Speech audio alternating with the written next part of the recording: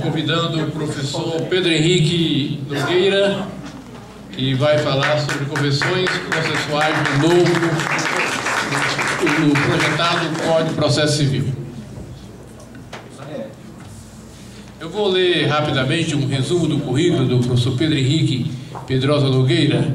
Ele é doutor em Direito pela Universidade Federal da Bahia, mestre em Direito, professor, graduação e mestrado na Universidade Federal de Alagoas, membro do Instituto Brasileiro de Direito Processual, IBDP, e membro fundador da Associação Norte e Nordeste de Professores de Processo, professor da rede de ensino LGF, advogado, alagoano, nordestino, como todos nós. E ao final da palestra, esse livro de autoria do professor Pedro Henrique e do Fred Dedier será sorteado entre os presentes. É a Teoria dos Fatos Jurídicos Processuais. Com a palavra, professor. Boa tarde, doutor Sabino. Eu quero agradecer pelo convite de estar aqui nesta tarde. Queria também externar em público o agradecimento ao nosso querido professor Erval, que esteve aqui e, como já adiantou o nosso amigo Henrique Mota, certamente deu um show. Eu não assisti a palestra, mas eu não tenho dúvida de que houve um show precedente vinculante do Ervalzinho, e certamente ele também pediu para ajudar o Ervalzinho. Eu não assisti a palestra, mas eu sei. Então, eu quero externar aqui o agradecimento. O professor Erval, um dos grandes nomes do Nordeste, é um dos grandes pensadores do Nordeste, e o Nordeste que vem produzindo também, ultimamente, tentando sua contribuição para o pensamento processual. Essa tarde aqui tivemos grandes nomes. Eu tive a oportunidade de assistir essa brilhante exposição do professor Henrique Mota, que foi antecedida da excelente palestra do professor Daniel Miranda, e o professor Rodrigo Marinho também participou, o professor Lúcio Delfino, que não é propriamente nordestino, mas um professor que a gente já conhece e que certamente tornou este dia um dia de todo especial. Então, para mim é uma honra, uma satisfação estar presente aqui neste evento, um evento já tradicional do calendário jurídico do Brasil. E nós estamos discutindo temas relacionados ao novo Código de Processo Civil. E certamente o novo Código de Processo Civil proporciona discussões palpitantes, como nós tivemos aqui agora há poucos minutos. Na verdade, é um momento especial, porque estamos na iminência de ter um novo código. O código já superou aquela fase embrionária de sugestões e críticas, e hoje nós temos já um código muito bem encaminhado. Nós já sabemos praticamente como será esse código. Alguma mudança tópica ou pontual poderá e certamente acontecerá no Senado, mas o cerne desse novo código nós já o conhecemos, e alguns pilares desse código já foram aqui apresentados, como o princípio da cooperação, tratado pelo professor Daniel Miranda. E eu me lembrei, Daniel, eu dando aula do mestrado ontem, e vejo como no Brasil esse tema é um tema ainda pouco desenvolvido. Apesar de haver um consenso doutrinário em torno do princípio da cooperação, com poucas divergências, mas é praticamente consensual de que existe o dever de consulta que decorre do princípio do contraditório. E uma aluna, que é uma aluna minha no mestrado, na aula que a gente ministrou essa semana, me fez uma provocação. Professor, quer dizer que todas as questões de ofício agora o juiz vai ter que dialogar com a parte? Então quer dizer que ela é magistrada, né? Então ela disse, quer dizer então que quando eu perceber que um litigante de má-fé se comporta de forma desleal no processo, eu vou ter que dizer, manifeste-se sobre a sua má-fé? Então isso é impensável. E ela me perguntou, e aí, professor, vai ter dever de consulta nisso? Quer dizer, eu vou ter que pedir para que ele diga que não está de má-fé? São problemas novos. A gente não está acostumado a lidar com esse problema. E, apesar do Código prever expressamente no artigo 10, nós já temos condição de aplicar o princípio da cooperação a partir do princípio do contraditório, mas temos grande dificuldade de fazê-lo, porque o manuseio dos princípios ainda encontra uma certa barreira no Poder Judiciário. E o tema dos precedentes também, que foi tratado aqui, é um tema importantíssimo. Já nós precisávamos de um tratamento aos precedentes. O professor Henrique Mouto foi muito feliz enfim, nós podemos até não concordar e podemos até achar que isso pode, de certa maneira, excluir a participação, o acesso aos tribunais superiores e, de certa maneira, excluir o juiz de primeiro grau da construção dos próprios precedentes, porque a ideia é que uma tese firmada em um recurso repetitivo ou incidente de resolução de demandas repetitivas vincule o juiz de primeiro grau, sem que ele possa, em muitas oportunidades, contribuir. Isso, de certa maneira, engessa ou restringe a contribuição judicial na formação dos precedentes. Mas isso, sendo bom ou ruim, isso é um fato que vai acontecer. Nós sabemos que o Código vai ser aprovado com essa sistemática, que nós vamos ter que nos preparar. Então, é muito oportuno essas discussões em torno desse novo Código. E dentre os temas que o novo Código vai trazer, que nós podemos considerar um tema verdadeiramente novo, diz respeito a um dispositivo específico que foi introduzido durante a tramitação legislativa do projeto, é o artigo 191 do Código. Esse artigo 191 prevê o que se denominou de cláusula geral dos negócios processuais.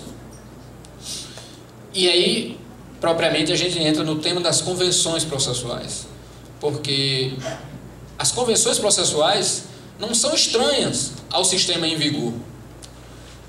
Se nós falarmos, ou se nós tratarmos as convenções com uma noção ampla, todos os acordos, todos os negócios jurídicos que se celebram no processo podem ser tratados como negócios ou como convenções processuais. O novo Código procura valorizar as convenções, procura disciplinar pela primeira vez a mediação, e esse é um ponto que eu considero de extremo avanço no novo Código. Acho que a mediação é fundamental. Nós não podemos prescindir da mediação em certos tipos de conflitos de família, por exemplo. Não dá para imaginar que um conflito de família hoje possa tentar ser solucionado sem fazer uso da técnica da mediação. E hoje a mediação é feita. Alguns tribunais, inclusive, conseguiram estabelecer, institucionalizar centros de mediação. Não sei se aqui no Ceará já acontece, mas o Código vem disciplinar, do ponto de vista processual, como se dá a mediação. E eu tenho experiência, e há pelo menos 10 anos que eu lido com conflitos de família como advogado, eu não trabalho como docente na área de família, mas como advogado. Meu escritório acompanha certos casos de família e a gente observa que, pela falta da mediação no passado, nós conseguimos ou nós não eliminamos determinados conflitos de forma muito mais eficiente do que conseguimos eliminar através das técnicas usuais. Eu me lembro que para ilustrar essa constatação, há aproximadamente 12 anos atrás, um cliente nos procurou no escritório com uma ação de alimentos, uma simples ação de alimentos. E é uma questão muito simples. Ele se divorciou e depois de 12 anos de separado de fato, ele recebe a citação como réu em uma ação de alimentos promovida pela sua ex-esposa. A ex-esposa que não trabalhava, que por opção do casal resolveu simplesmente cuidar do lar, agora deseja receber do ex-marido, anos depois, alimentos. Não consegue mais se inserir no mercado de trabalho, ela deixou de trabalhar por opção do casal e, em função disso, ela necessita manter o padrão de vida, enfim, e ajuiza uma ação de alimentos. Algo aparentemente normal, mas que começou a tomar uma proporção absurda, porque logo em seguida as 3 filhas do casal, todas maiores, ajuizaram também ações de alimentos contra o pai. E esse pai começou a ser vítima de uma avalanche de demandas judiciais. Foi instaurado um procedimento investigatório no Ministério Público do Trabalho. Ele foi denunciado por fraude às relações de emprego, porque por vontade própria, ele registrou uma das filhas como empregada de sua empresa, apenas para permitir que ela contribuísse para a Previdência e antecipasse a sua aposentadoria, ou seja, algo que em proveito da própria filha. E aí a filha fez uma denúncia ao Ministério Público do Trabalho, a denúncia de fraude e alienação de trabalho, porque seria um contrato de trabalho simulado, enfim. Então isso virou um inferno na vida desse cidadão. E ajuizaram uma ação de uso capião contra ele, porque no momento da separação ele transmitiu um veículo, mas ele se esqueceu de transferir, de promover a transferência junto ao Detran, o registro do veículo. Então ajuizaram uma ação de uso capião do veículo. Então assim, todo dia era uma ação diferente, ele já esperava. E no final das contas, todo esse problema seria muito bem conduzido se a família tivesse passado por sessões de mediação. Porque a mediação permite que você descubra, que você faça a diferença entre o problema e os interesses ocultos. Então, nesse particular, o novo Código representa um avanço extraordinário. E além dessas convenções, como a mediação, como a conciliação, com a qual nós já nos acostumamos na praxe forense, o Código também prevê, lá no artigo 191, a cláusula geral de negócios processuais, que são convenções, são acordos, são negócios jurídicos que têm como objeto o procedimento. Vejam que é diferente. Você, quando celebra um acordo, você estabelece uma convenção, você firma um negócio jurídico com o seu adversário, mas o objeto é o direito litigioso. Mas nas convenções processuais o objeto é o processo. Porque às vezes as partes estão em litígio e querem permanecer em litígio, mas as partes podem ter consenso sobre como resolver o conflito. Às vezes as partes não conseguem chegar a um consenso sobre o conflito, mas chegam a um consenso sobre como resolver aquele conflito. Até porque decidir, se eu decido que quero litigar, isso não deixa de ser uma convenção, né? Eu convenciono com o meu adversário que vamos continuar brigando. Isso não deixa de ser uma convenção. Mas eu posso querer convencionar com o meu adversário como nós vamos resolver esse conflito. E isso, vejam, isso acontece até em formas mais rudimentares. Na guerra existem convenções de procedimento.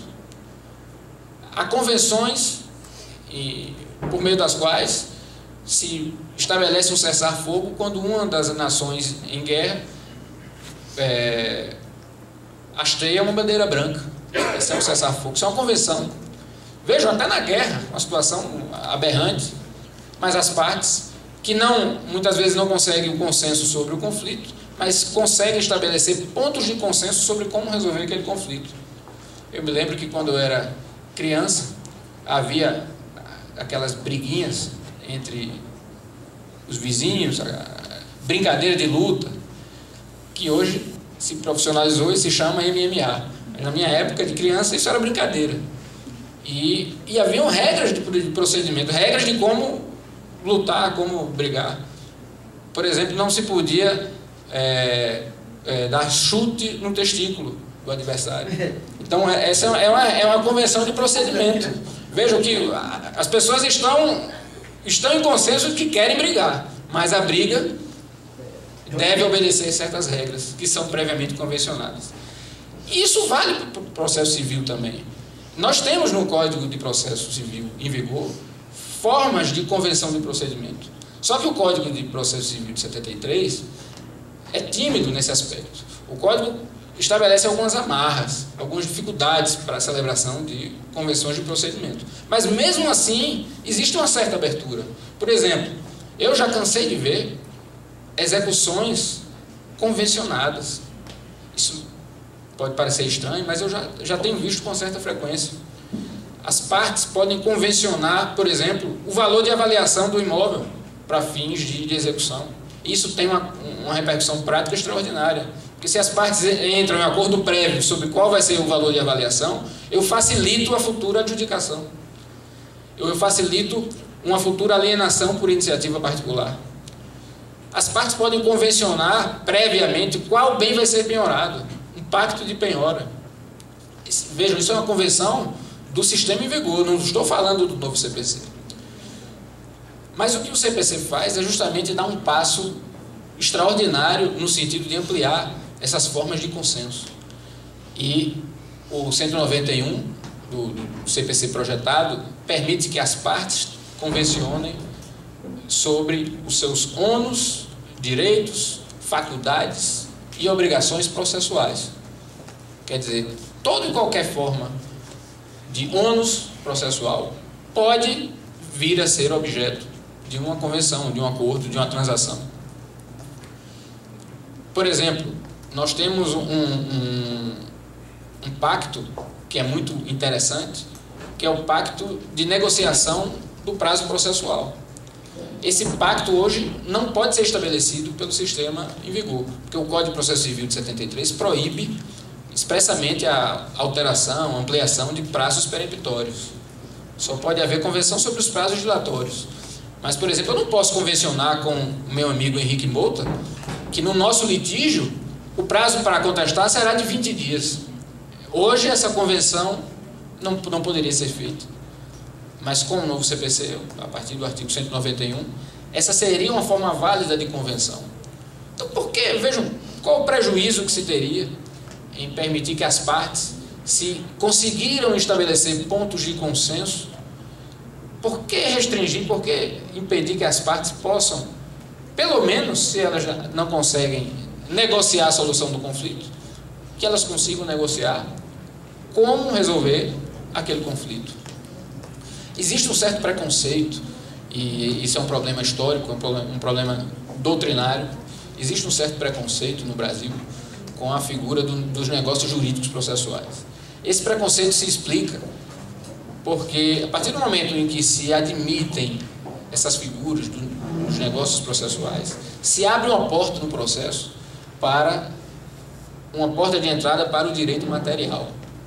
E aí alguns, sobretudo os tradicionais, os clássicos, enxergam nessa abertura de porta um regresso do ponto de vista da autonomia científica da ciência processual. A partir do século XIX, o processo passa a ser tratado como uma ciência independente do direito material.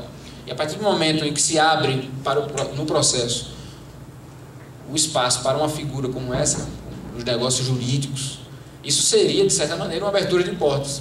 Porque toda a construção doutrinária dos negócios jurídicos está no direito civil, nós não podemos negar isso. Embora os negócios jurídicos não sejam exclusivos do direito civil. Existem negócios jurídicos administrativos, existem negócios jurídicos tributários. É muito comum encontrar, por exemplo, parcelamentos tributários, moratórias tributárias. Isso são negócios jurídicos tributários. Mas a matriz teórica dos negócios jurídicos nós encontramos no direito civil. E a partir do momento em que nós admitimos a negociação de atividades que seriam tipicamente públicas, é como se o processo estivesse dando um passo atrás. Então, de certa maneira, existe ainda no Brasil alguma resistência doutrinária à própria existência de negócios processuais. Há um professor baiano, por quem eu tenho uma grande admiração, que é o professor Calmon de Passos. O professor Calmon de Passos, vejam só, o professor Calmon de Passos, eu já presenciei o professor Calmon de Passos proferindo uma palestra e fazendo o auditório chorar. Vejam que isso não é pouca coisa. Isso é simplesmente extraordinário. Alguém proferir uma palestra em processo civil e fazer a plateia chorar. Não de desgosto, obviamente, que isso é muito fácil. Mas as pessoas se emocionarem com o processo civil é algo absurdo. E o Calmon de Passos fazia isso. O Calmon de Passos fazia 1000 pessoas chorarem no auditório numa palestra sobre processo civil. E o Calmon de Passos era refratário a essa ideia dos negócios processuais. O professor Dinamarca, de São Paulo, também tem uma resistência forte a essa figura dos negócios jurídicos processuais. Justamente porque seria um ponto de contato perigoso para eles, entre um ponto de contato que poderia comprometer essa autonomia científica que foi conquistada pela ciência processual. Mas, rigorosamente, Nós não estamos falando, se nós pensamos que no Brasil há em vigor, independentemente da adoção do novo código, da aprovação do novo código, há um modelo de processo civil de corte cooperativo que se extrai e se constrói a partir do princípio do contraditório. Essa é a matriz do modelo de processo cooperativo. Se nós entendemos e tomamos isso como premissa, nós podemos facilmente perceber que a abertura do processo para a participação dos litigantes não significa uma privatização do processo, mas sim uma forma de democratizar, porque democratizar é essencialmente participar. E a partir do momento que você confere às partes, aos litigantes, o poder de estabelecer como vai ser o seu procedimento, você está admitindo que as partes, de certa maneira, também interfiram, participem e democratizem o processo. E, a meu ver, isso é extremamente válido, isso é extremamente interessante. Claro que isso não vai resolver os problemas, talvez não resolva a grande parte dos problemas que nós temos. Mas o novo CPC tem essa característica. O novo CPC traz uma multiplicidade de instrumentos, cada qual fazendo frente a um determinado tipo de problema. Então, para o problema das demandas massificadas, o Código dá as suas soluções. A expansão do modelo de precedentes vinculantes, os diversos incidentes de coletivização. E para estabelecer formas de qualificação da resolução de conflitos, o Código estabeleceu também essa abertura, que é a cláusula geral de negócios processuais. Então, percebam, há uma infinidade, eu já fiz uma conta, eu já analisei o Código, todos os artigos do projeto, e já identifico, por uma leitura simples, você já identifica com facilidade mais de 40 espécies de negócios processuais, mais de 40 tipos de convenções de procedimento. Convenções, muitas das quais absolutamente novas para nós brasileiros. Essa que eu citei há pouco é uma delas. É uma convenção para a estipulação do prazo recursal, ou convenção para a estipulação do prazo para a defesa. Vejam que isso é extremamente interessante. Quer dizer, eu tenho eu celebro um contrato, e no contrato eu já estabeleço que, se houver algum litígio que advenha daquele contrato, os prazos serão aqueles que as partes convencionaram. O prazo não vai ser o que está lá no procedimento comum do Código de Processo Civil, mas sim aquele prazo diferenciado que as partes combinaram. As partes vão poder celebrar determinados acordos, excluindo determinadas instâncias. Isso eu também considero extremamente válido.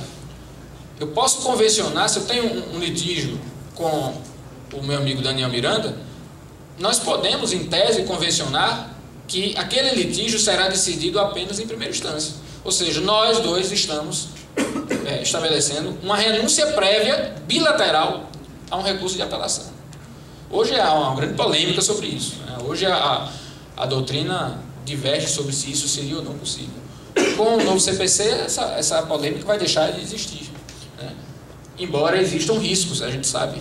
É extremamente complicado você estabelecer uma renúncia prévia em face de uma sentença cujo teor é ignorado.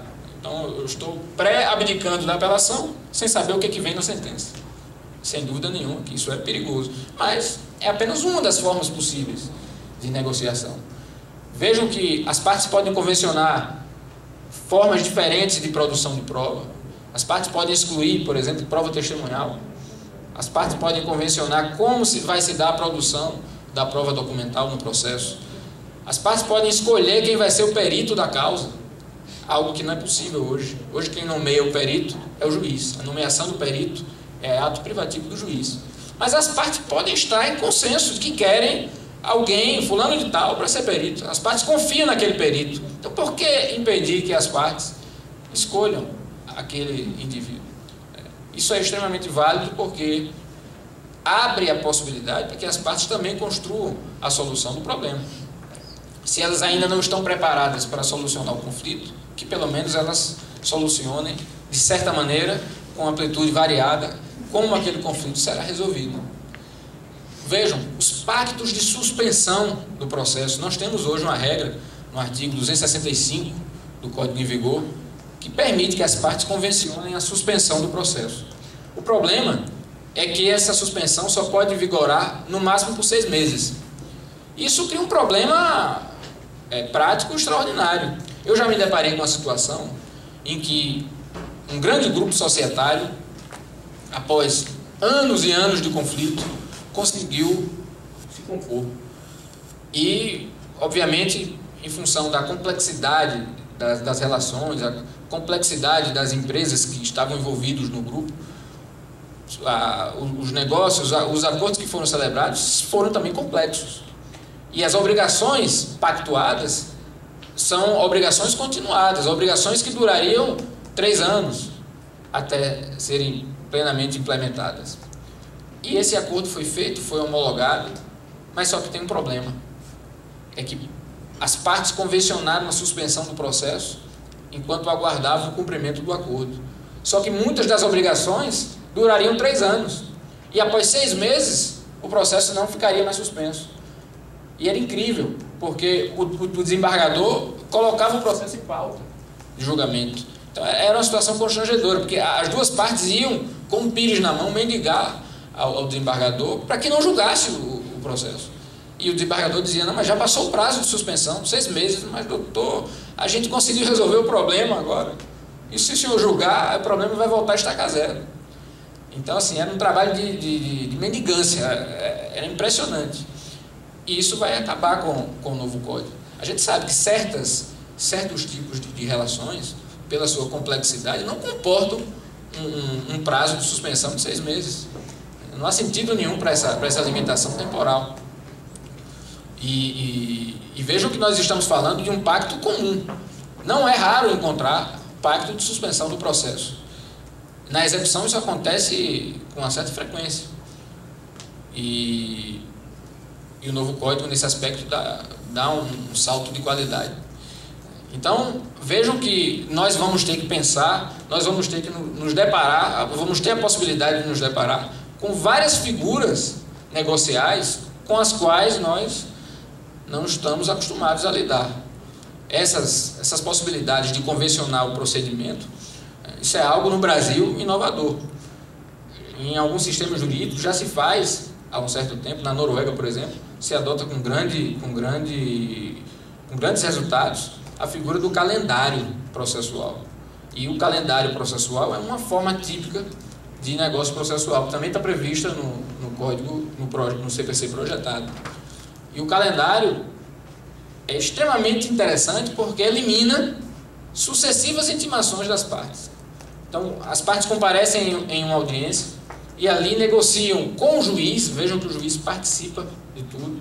As partes e o juiz sentam numa mesa, conversam, dialogam e conseguem estabelecer um calendário para a prática de atos processuais.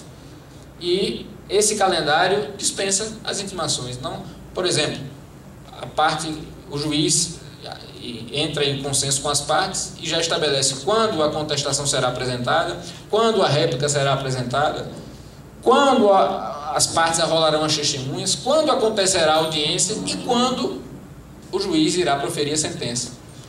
Essa é a parte que a gente sabe do calendário que não vai ser cumprida nunca, né? Porque não tem consequência para o juiz, né? Ele pode até se vincular e dizer que promete a sentença no dia tal, mas também se ele não sentenciar naquele dia não vai acontecer nada. Mas enfim, o que é interessante observar é que o calendário é extremamente válido, porque o processo passa a ser negociado, os serventuários da justiça ganham, porque terão menos trabalho, não vão precisar ficar intimando as partes, e eu já sei, pelo menos, eu tenho como prever e programar o desfecho do meu litígio. Então eu programo a minha atuação de acordo com aquele calendário que foi estabelecido. E essa é uma prática extremamente interessante. Isso pode acontecer na execução também com grande chance de êxito. Alguns magistrados já aplicando essa figura do calendário processual. Eu conheço pelo menos 2 juízes que adotam essa técnica e com grandes resultados. Então, o novo CPC também nesse aspecto vai ampliar essas possibilidades de convenção, de negociação. E já me despedindo e reiterando aqui, doutor Sabino, os agradecimentos por fazer parte aqui desse evento, eu quero dizer que a negociação processual é algo sobre o qual nós deveremos pensar, e certamente nós deveremos nos atentar, independentemente de como venha o novo CPC. Como eu falei, hoje no sistema em vigor já existem múltiplas formas de negociação processual. Na verdade, os negócios processuais são subutilizados no sistema em vigor. Nós já poderíamos utilizar melhor essas figuras negociais. Mas com o novo CPC, teremos uma ampliação. De modo que qualquer litígio, claro, se a causa versar sobre direitos que admitam autocomposição, qualquer litígio passe a comportar esse tipo de flexibilização. O professor Gajardoni, que falou aqui também, no seu livro, um livro muito interessante que ele tem sobre flexibilização procedimental, ele usa a expressão flexibilização procedimental pelas partes. O negócio processual propicia isso, propicia que as partes, de forma voluntária, flexibilizem o procedimento. Então, o procedimento passa a ser não apenas aquele que já está pré-estabelecido na lei, no procedimento comum ou em algum procedimento especial do CPC, mas as partes vão poder ter a chance de construir em consenso o seu próprio procedimento. Isso é algo extraordinário, isso é algo verdadeiramente inédito no Brasil. No Brasil, nós não temos precedentes disso nas nossas legislações anteriores. Nem no CPC de 39, nem no CPC de 73, nem no regulamento 737, nem nas ordenações, nem nos códigos estaduais. Nós não temos precedentes de uma abertura tão grande como se dá, ou como se pretende dar agora o CPC projetado. E eu, outro dia, fazia uma intervenção em um determinado evento, e um dos participantes me dirigiu uma pergunta, e assim, surpreso com essa figura do negócio processual. E a pergunta que ele me fez foi: professor, então imagine que agora nos contratos de adesão, naqueles contratos que a gente celebra com prestadores de serviço, o acordo de procedimento já vai vir todo estipulado, sem recurso, sem possibilidade de prova testemunhal, invertendo a inversão do ônus da prova, né, em favor do consumidor. E como é que ficaria? Os consumidores que se encontram em situação de vulnerabilidade, como é que os consumidores podem se comportar diante de eventuais convenções de procedimento estipuladas unilateralmente nos contratos de adesão? E o Código cuidou de pré-excluir a possibilidade de negócios processuais em contratos de adesão, justamente para evitar que haja um aniquilamento de direitos, de conquistas que foram obtidos com o Código de Defesa do Consumidor. Então, essa preocupação nós não precisamos ter, porque o Código já faz expressamente a ressalva de que não cabe a convenção de procedimento para contratos de adesão ou naquelas situações em que a parte se encontre em manifesta situação de vulnerabilidade. Às vezes a relação não é de consumo, mas a parte é hipossuficiente, a parte não tem um acompanhamento técnico, então aquela parte não tem condição nenhuma, obviamente, de estabelecer uma convenção de procedimento. Porque a convenção de procedimento, segundo o Código, ela pode ser feita antes ou durante o processo. Então, é possível falar em contratos de procedimento com o novo CPC. As partes, de forma contratual, já regularem previamente como será o procedimento para litígios relacionados àquele contrato.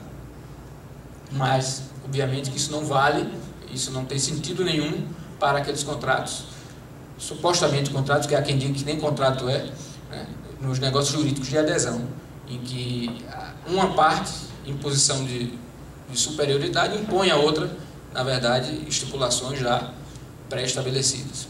Então, meus caros, eu queria só reiterar os meus agradecimentos e registrar aqui a satisfação de estar essa tarde com vocês, e agradecer ao Dr. Sabino, agradecer ao professor Erval, coordenador científico desse evento, e muito obrigado.